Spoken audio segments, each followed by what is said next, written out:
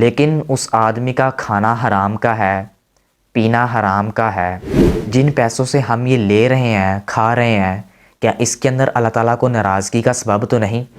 تو میرے تینوں بیٹے حافظ قرآن ہیں، میری تینوں بیٹیاں عالم ہیں۔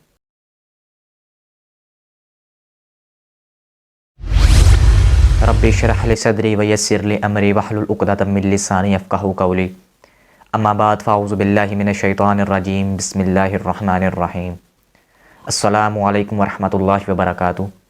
میرا نام ہے محمد بلال اور آپ سب دوستوں کو ایک نئی ویڈیو میں ایک نئے میسیج کے ساتھ خوش آمدید۔ آج کی یہ ویڈیو ایک حدیث سے شروع کرنا چاہتا ہوں۔ نبی کریم صلی اللہ علیہ وآلہ وسلم نے ایک آدمی کا ذکر کیا کہ وہ آدمی طویل سفر کرتا ہے اور اس کے بال بکھرے ہوئے ہیں اور اس کا جسم غبار آلودہ ہے، اور دعا کے لیے ہاتھ اٹھاتا ہے، اے میرے رب، اے میرے رب، اے میرے رب، لیکن اس آدمی کا کھانا حرام کا ہے، پینا حرام کا ہے، لباس حرام کا ہے، غذا حرام کی ہے، تو ایسے شخص کی دعا کہاں قبول ہوگی؟ اللہ کے نبی صلی اللہ علیہ وآلہ وسلم نے فرمایا کہ جو شخص حرام کا لقمہ کھاتا ہے اس انسان کی کبھی بھی دعائیں قبول نہیں ہوتی۔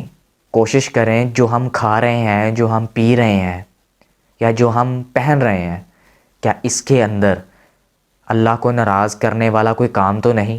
جن پیسوں سے ہم یہ لے رہے ہیں، کھا رہے ہیں، کیا اس کے اندر اللہ تعالیٰ کو ناراضگی کا سبب تو نہیں؟ یہ چیزیں دیکھنی ہیں کیونکہ یہ نبی کریم صلی اللہ علیہ وآلہ وسلم کا فرمان ہے۔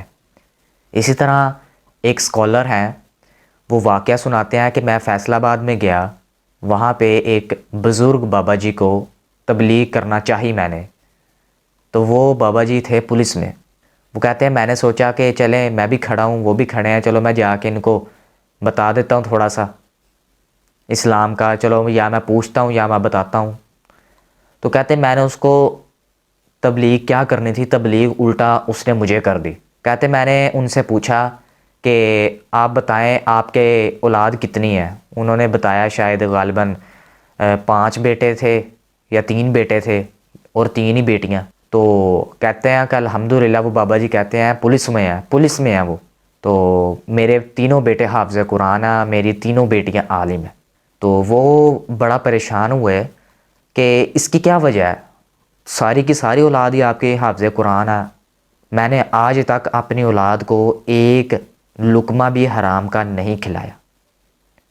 میں ہرگز کسی کے بارے میں نہیں بول رہا، یا مطلب پولیس کے یا کسی اور کے، کسی کو نہیں، ویسے ہی میں بات ایک واقعہ بیان کر رہا ہوں کہ کوشش کریں آپ جو کما رہے ہیں، کیونکہ اس کے اندر ہماری تو بھلائی ہے ہی، اس کے اندر اولاد کی بھی بھلائی ہے، اس کے اندر خاندان کی بھلائی ہے، اس کے اندر آپ کی آگے بڑھنے والی نسل کی بھلائی ہے۔